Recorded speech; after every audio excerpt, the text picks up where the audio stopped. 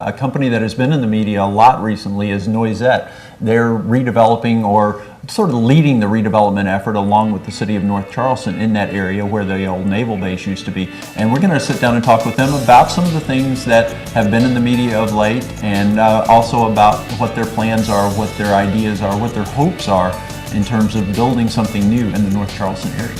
Thanks for sticking with us through this half hour, and our final guest today is from Noisette, and you might have heard about Noisette in the news recently. Elias Deeb is joining me here, and I wanted to just talk a little bit about what Noisette is all about and what you're trying to accomplish in the North Charleston area, but I think it behooves us to talk a little bit about what's been in the news and maybe answer some questions that people have. And there's been talk of possible foreclosure, a $23 million loan. Can you explain all that to me? Sure. We, the Noisette story is a long story, a 10-year plus story. But most recently, we've been in the process of refinancing some loans we've got at the base, which is very typical for a developer to do that sort of thing.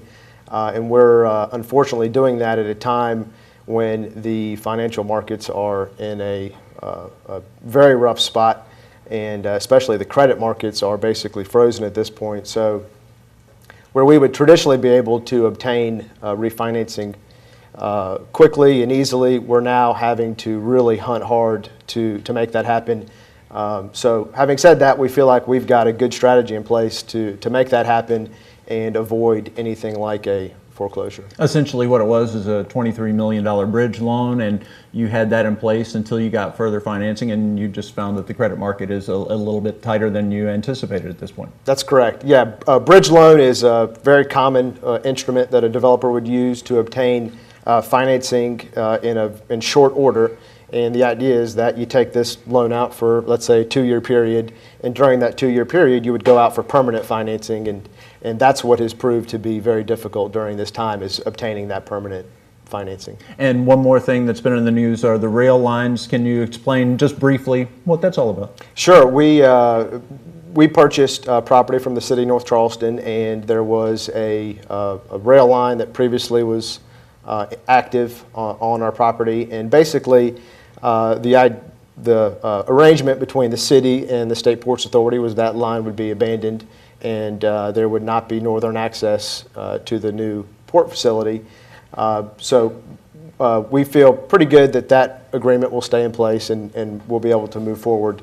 The reality is there'll be a judge that will hear that case and make the decision, but we feel very good about our position and our entitlements on the property. Okay, we got all that new stuff out of the way. We trust you'll take care of that. Now let's talk about the project. Noisette, as you said, has been sort of on the boards for about 10 years, a huge master plan, almost remaking the City of North Charleston, right? It is. There's a couple important distinctions. The Noisette Company owns about 340 acres in the old historic area of North Charleston. But the Noisette community is a much larger footprint, about a 3,000 acre footprint, and that is the area that the company, with support and participation from the neighborhoods in the city, master planned for revitalization. And that master plan was released in 2003, and it really encompasses the entire old historic district of North Charleston. And a lot of that, or not a lot, but some of the work has been done. I know that there's now river access that wasn't there before, and as we should point out, this is sort of a public-private partnership between Noisette and the City of North Charleston. It is. We've operated as a catalyst and a leader and a consultant for the city. As you mentioned, a couple years ago we opened up the Riverfront Park, which is a gorgeous city park that really provided the first river access for the citizens of North Charleston in almost 100 years. You've got really 5 major projects going on right now. Oak Terrace Preserve, which is owned by the City of North Charleston, a residential project. Mixon Avenue, which is owned by the Ion Group, a very innovative residential project. Horizon Village, recently redeveloped by the North Charleston Housing Authority. Garco Park, which is currently under redevelopment by the Beach Company, and then the Navy Yard, which is under redevelopment by the Noisette Company. And all of these projects are in active redevelopment and showing some real signs of success. As soon as, or as recent as 2001, there was nothing happening at those projects. So really a transformation taking place in the North Charleston area. It's a tough time to do that. I mean, with the markets that are affecting you guys are affecting other people as well. So I think you've made quite a bit of progress in the atmosphere in which you're working.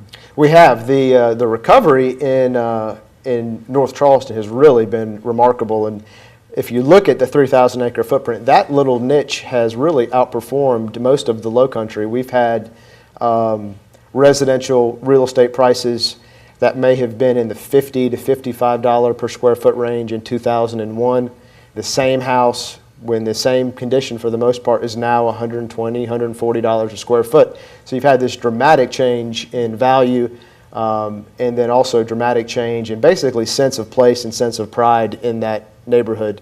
There are some folks that have lived there for quite some time that love Park Circle. They love their neighborhood. They're very proud of it. But there's also a whole new cadre of new folks that have found it as a little gem that's been overlooked for quite some time. And the Noisette Company's project, as you mentioned, is the Navy Yard, and you've lured a lot of businesses there, and a lot of them are sustainability themed, or it's sort of headed in that direction, looking in that direction, the green building and being sustainable and everything. Did that just happen, or is that something that you guys push for?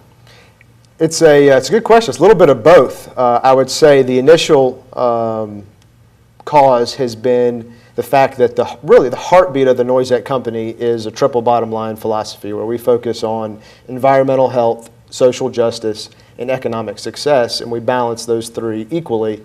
And that's really the kind of heartbeat behind our company and the driving force and the philosophy that drives all of our decision making.